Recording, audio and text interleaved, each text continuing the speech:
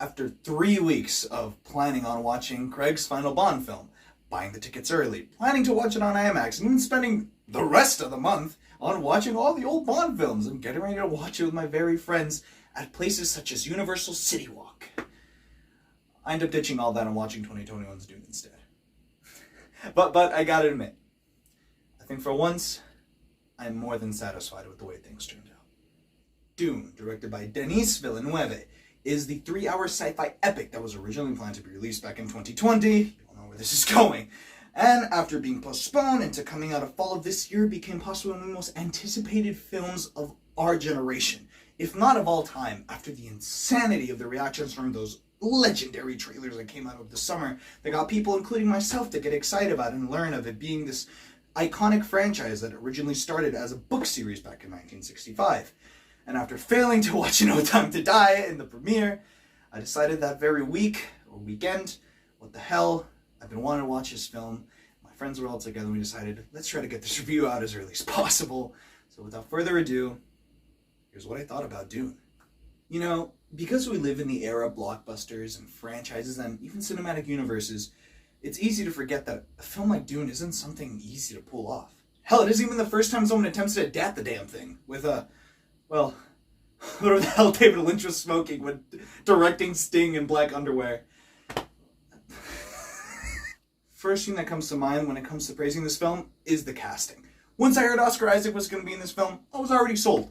To see one of my favorite actors of the 2010s do something out of Star Wars, and then the first teaser of the summer dropped, and the full casting was revealed. The casting for this film alone would have made this one of the greatest films of our generation. Jesus Christ. Oscar Isaac, Timothy Chalamet, Zendaya, Josh Brolin, Dave Bautista, and Jason fucking Momoa?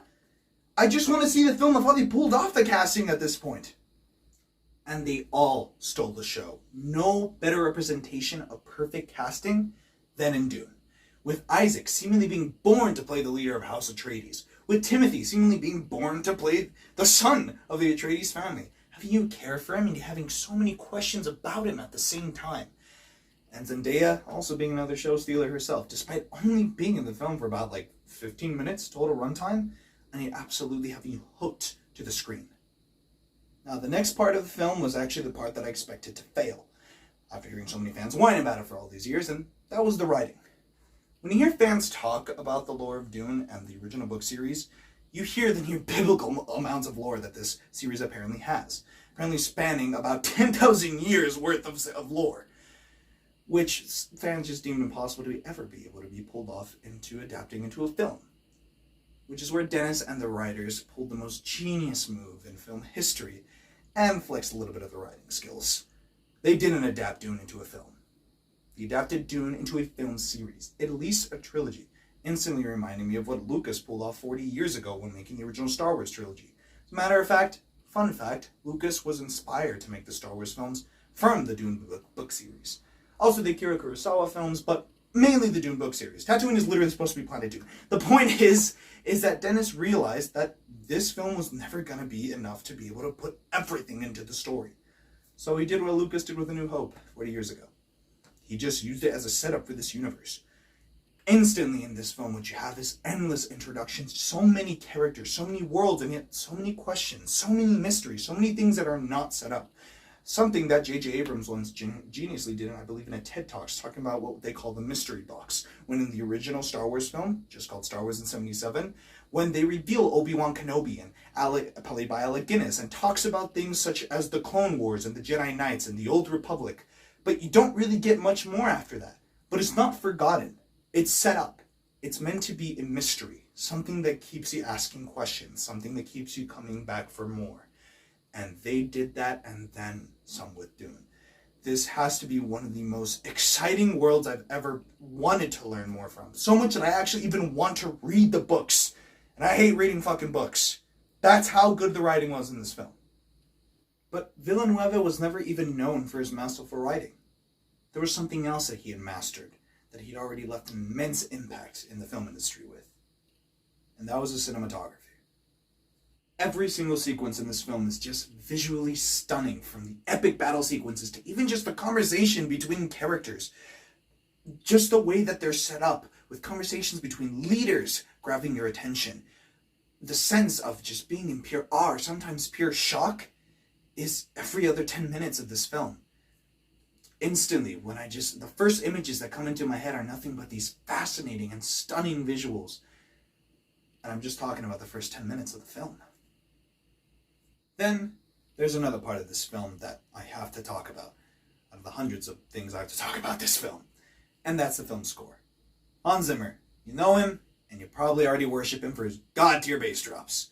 He's possibly one of the greatest composers of our time, if not the greatest, making legendary soundtrack after legendary soundtrack. And Dune is not an exception. In saying that, this year I think he's made already another incredible soundtrack, that being No Time to Die. And already still, after watching this film already for a third time, I just cannot get the soundtrack out of my head. I've been playing it on my Spotify playlist non-stop. Just the first 10 minutes, once again, of this film instantly just grab your attention and just give you that sense of awe. Also going with the film's editing, with some of the best sequences of the film just being simple conversations between characters, like Timothy's character talking to this old lady in this library, and just some simple, clever editing cuts of images while being played with Hans Zimmer's legendary score, and that female vocalist that was originally shown in the summer trailer being added in for that sequence just gives it such a legendary sensation that I just can't get out of my head. And I've been listening to it for the last few days, so I know I can't get it out of my head. Every single detail of this film, from the writing, the visuals, the performances, the score, to the freaking editing, has made Dune one of the greatest experiences I've had so far this year. And that's why I was terrified of this film's release when the first trailer dropped over the summer. This year has been a near disaster in the box office. This year has been a disaster. And look, a lot of it can be said for the pandemic and, still so many of these studios still recovering after the insanity that was last year. The fact that Ridley Scott, one of the greatest directors of all time, can release a film with also a legendary cast and still bomb hard is not normal. And that doesn't happen because there's something wrong with these films. It's because these films are treated piss poor in their marketing. They're put to the back lot, or even worse, they're just thrown onto some streaming service with little to no marketing, and then they're incredibly shocked, these studio execs, when strangely the film doesn't do so good in the box office after you just told people that you can just watch it for free at home if you just pay a few bucks a month. Films like Dune are what keep this industry going. They keep on innovating it and keep on making it profitable at the same time. Dune might as well just be the Star Wars of my generation, and it is a privilege to have been able to experience that. And that privilege of seeing one of the greatest visual feasts, one of the greatest performances, some of the greatest performances, I should say, and one of the most beautiful, exciting, yet terrifying soundtracks I've heard of this year, for a film that I've already seen 3 times and I just can't seem to get enough of, Dune has earned its 9.5 out of 10. And I'm confident, after watching this film 3.5 times, didn't finish with the second time, it will soon earn its 10 out of 10. But I always give it time. Now, once again, it could be that I'm wrong. It could be that film isn't this super important film that's going to change the industry or going to make this incredible big franchise. Hell, maybe Warner Brothers is really that stubborn and that goddamn brain dead that they just decided to drop it and try to make Aquaman 2.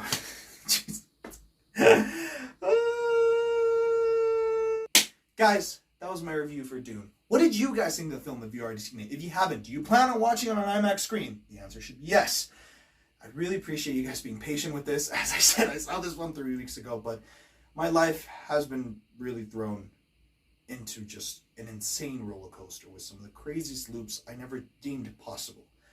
A lot of it for the best, and a lot of it for not really the best. But things are honestly getting better than ever for me, despite not the best parts happening. Things are coming to me that I never thought possible. Opportunities for me are coming to me that I never thought possible, that involve stuff in the film industry that I really hope to be talking to you guys soon. Maybe even by the end of the year. I just want you guys to know that I never forget you guys. I never forget this channel. I never forget these videos. This channel that started it all for me. This stupid kid that first wanted to do gaming videos and now just won't shut up about movies and how much fun he has watching them. To soon one day maybe work for making them. New reviews coming soon. I did see The Eternals, and yes, I did finally see No Time to Die. Expect those reviews coming very soon. They just are going to take a while. Thank you all for watching, and have a lovely day. See you guys.